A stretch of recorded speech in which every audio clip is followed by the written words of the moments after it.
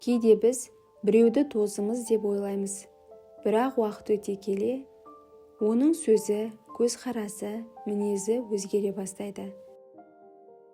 Себебі кейбір адамдар сырттай дос болып көрінгенімен іштей қызғаныш сезімін жасырып жүруі мүмкін. Қызғаныш адам бойындағы ең қауіпті сезімдердің бірі. Ол достықты да, туыстықты да бұзуы мүмкін. Сондықтан адамның сізді қызғанатынын ерте байқап түсіне білу маңызды.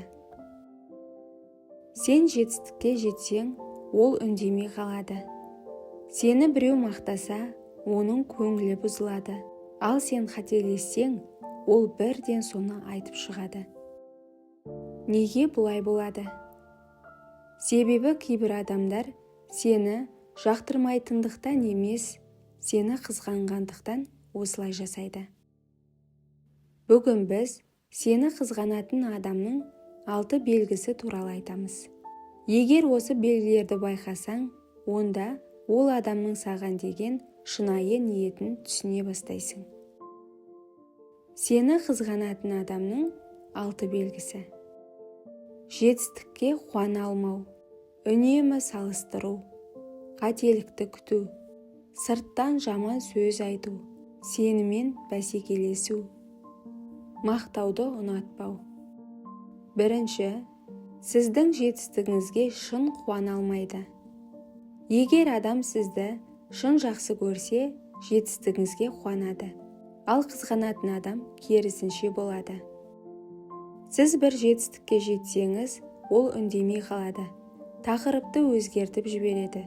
Немесе қуаныш білдіргендей болып, бірақ шын көңілімен қуана алмайды. Іштей ол, неге ол, ал мен емес деп ойлауы мүмкін. Екінші, сізді үнемі басқалармен салыстырады. Қызғанышы бар адам сізді төмендету үшін басқа адамдарды мысалға келтіреді.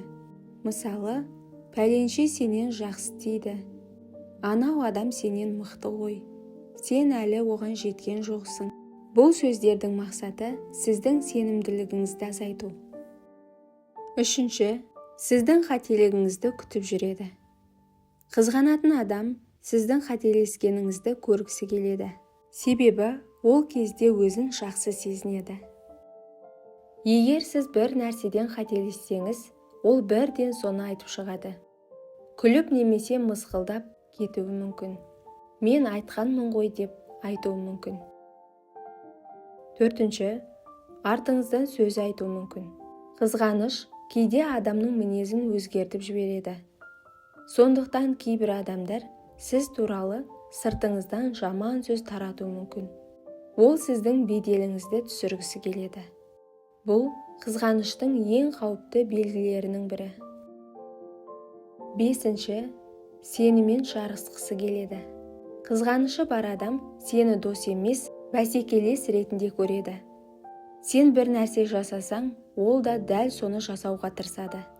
Ол одан да асып кеткісі келеді. Өмірде бәсекелестік жаман емес, бірақ қызғаныштан туған бәсеке адамның ішкі тыныштығын бұзады. Алтыншы, сені мақтаса, оған ұнамайды. Егер біреу сені мақтап жатса, қызғанатын адам оған ыңғайсыз болады. Ол бірден басқа тақырыпқа ауысады, немесе сенің жетістігіңді кішірейтіп көрсетуге тырысады. Мысалы, иә, бірақ ол жерде жолы болды ғой. Ол аса қиын нәрсе емес қой. Бұл ішкі қызғаныштың белгісі. Сіз де осындай адамды өміріңізде кездестірдіңіз бе?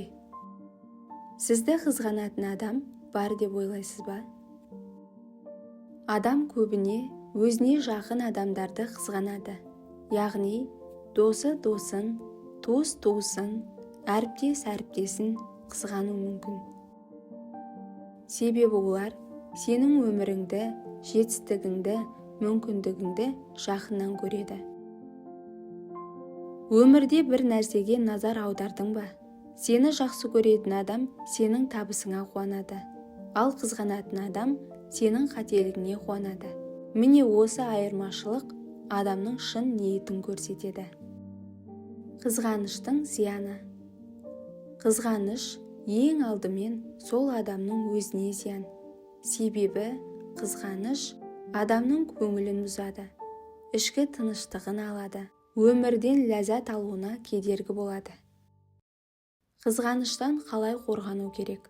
Мысалы, әркімнің пікіріне мән бермеу, өз жолыңмен жүру, жақсы адамдармен араласу, өзіңді дамытуды тоқтатпау. Сондықтан дана адамдар былай дейді: қызғаныш өзгені емес, ең алдымен өзін күйдіретін от. Неге адамдар қызғанады? Өзіне сенімі аз болғандықтан, өз өміріне көңілі толмағандықтан, басқаның жетістігін көре алмағандықтан. Көбіне адам басқа адамды емес, өзіне жақын жүрген адамды қызғанады. Қызғаныш кейде достықты бұзатын ең үлкен себептердің бірі болады. Көп адам сенің бақытты болғаныңды емес, өзінен асып кеткеніңді қаламайды. Сені қызғанатын адам алдымен сенің сеніміңді әсіреткісі келеді. Нағыз дос сенің табысыңа шын қуанады.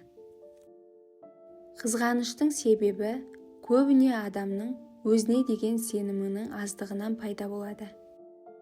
Қызғаныш адамның өз бақытына өзі жасаған қастандығы.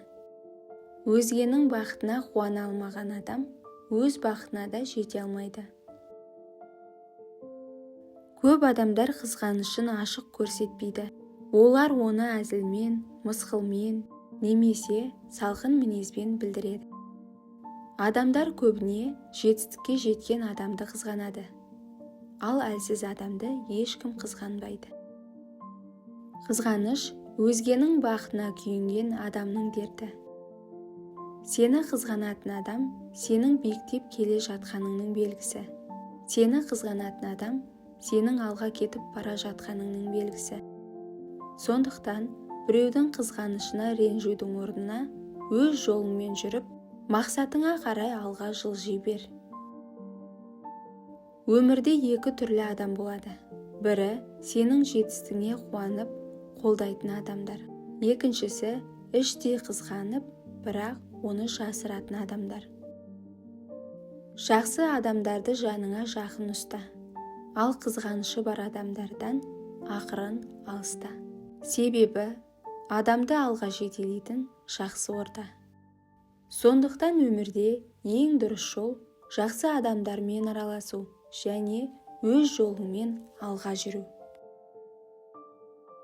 Құрметті оқырман, арнаға жазылуды ұмытпаңыз. Және де пікір бөліміне өз ойыңызды жаза кетіңіз.